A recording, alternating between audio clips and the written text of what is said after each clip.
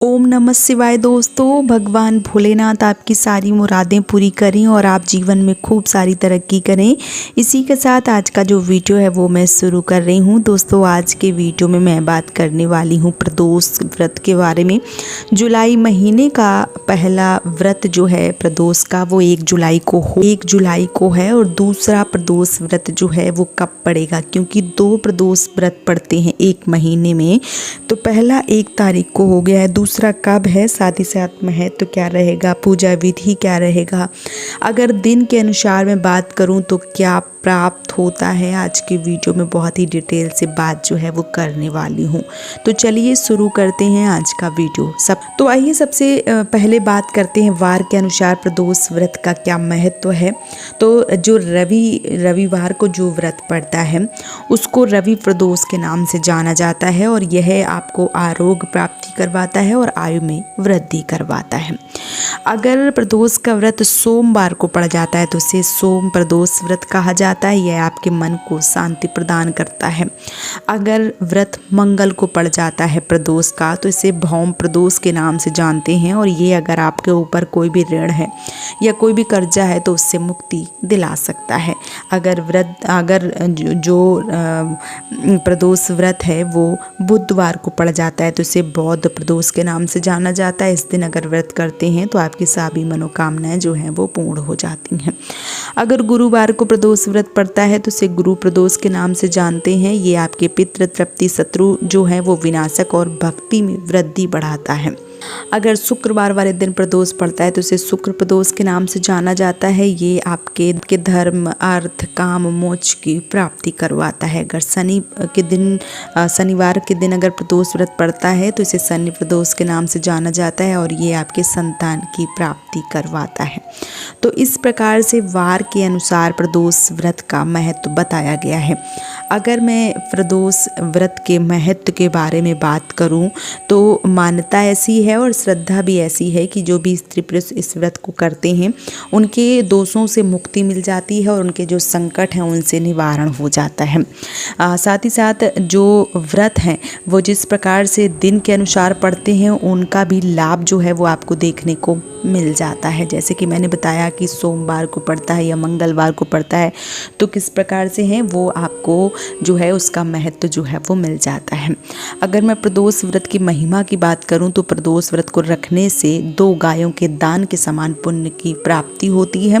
प्रदोष व्रत को लेकर पौराणिक तथ्य भी सामने आते हैं कि एक दिन जब चारों ओर अधर्म की स्थिति होगी, अन्याय और अनाचार का एक अधिकार होगा, मनुष्य में स्वार्थ भाव जो है वो अधिक होगा, व्यक्ति सत्कर्म करने के स्थान पर नीच कर्मों को अधिक करेगा।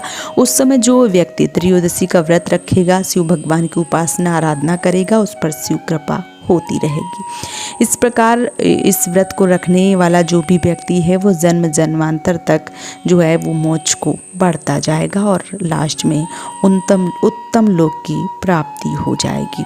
अगर मैं पूजा विधि की बात करूं कि प्रदोष व्रत की पूजा विधि क्या है तो इस दिन प्रदोष व्रत करने से मनुष्य को त्रयोदशी के दिन प्रातः सूर्योदय से पूर्व उठना चाहिए, नित्य कर्मों से निवृत्त होकर भगवान श्री भोलेनाथ का स्मरण करना चाहिए और व्रत का संकल्प लेना चाहिए। इस व्रत में आहार नहीं लिया जाता है।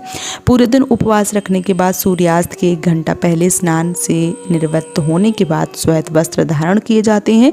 पूजन स्थल को गंगा जल से स्वच्छ किया जाता है। शुद्ध करने के बाद गाय के गोबर से लीपकर मंडप तैयार किया जाता है। अब इस मंडप पर 5 रंगों का प्रयोग करते हुए रंगोली बनाई जाती है। फिर प्रदोष व्रत की आराधना करने से कुशा का आसन का प्रयोग किया जाता है। इस प्रकार पूजन की तैयारी की जाती है। फिर उत्तर पूर्व की तरफ मुख करके बैठ जाना चाहिए और भगवान शंकर की पूजा अर्चना करनी चाहिए। पूजन के बाद भगवान शिव के मंत्र ओम नमः शिवाय मंत्र का जाप करना चाहिए और शिव भगवान को जल से अभिषेक करवाना चाहिए, पंचामृत से अभिषेक करवाना चाहिए, पुष्प मिष्टान जो है वो अर्पित करना चाहिए, आरती उतारना चाहिए। इस प्रकार से पूजा जो है वो आपको करना चाहिए। प्रदोष व्रत में पूजा की थाली में कौन कौन सी चीज़ें जो हैं वो रखना अनिवार्य मानी गई हैं। तो पूजा की थाली में अबीर, गुलाल, चंदन, काले तिल, फूल, धतूरा, बेलपत्र, समी पत्र, जनेऊ, कलाबा, दीपक, कपूर, अगरबत्ती और फल मिष्टान जो है वो पूजा की थाली में अवश्य रूप से शामिल करें। इस दिन आपको जो भोजन है वो ग्रहण नहीं करना है। व्रत के समय अन्न, नमक, मिर्च आदि का सेवन जो है वो नहीं करना है। प्रदोष की पूजा जो है वो कब की जाती है? तो प्रदोष व्रत की पूजा अपने शहर के सूर्यास्त होने के अनुसार प्रदोष में काल की पूजा जो है वो की जाती है। तो प्रदोष व्रत जो है वो दूसरा प्रदोष व्रत जुलाई महीने में कब पड़ रहा है? तो 14 जुलाई को दिन शुक्रवार को प्रदोष व्रत जो है वो पड़ेगा और ये कृष्ण पक्ष में पड़ रहा है। साथ ही साथ प्रदोष की पूजा का जो समय है वो 45 मिनट सूर्य भगवान के डूबने से 45 मिनट पहले से 45 मिनट बाद तक आप पूजा जो है वो कभी भी कर सकते हैं और अपने व्रत को पूर्ण कर सकते हैं। तो इस व्रत को करने से भगवान भोलेनाथ अति प्रसन्न हो जाते हैं और आपकी सारी मनोकामनाएं पूर्ण कर देते हैं। अगर आप लोग व्रत करना चाहते हैं तो प्रदोष व्रत जो है वो अवश्य रूप से कीजिए और अपनी सारी मनोकामनाओं को पूर्ण कर लीजिए। वीडियो पसंद आए तो चैनल को सब्सक्राइब और वीडियो को लाइक जो है वो ज़रूर कीजिए। आपका एक लाइक और एक सब्सक्राइब मुझे बहुत ज़्यादा मोटिवेट करता है वीडियो को बनाने में।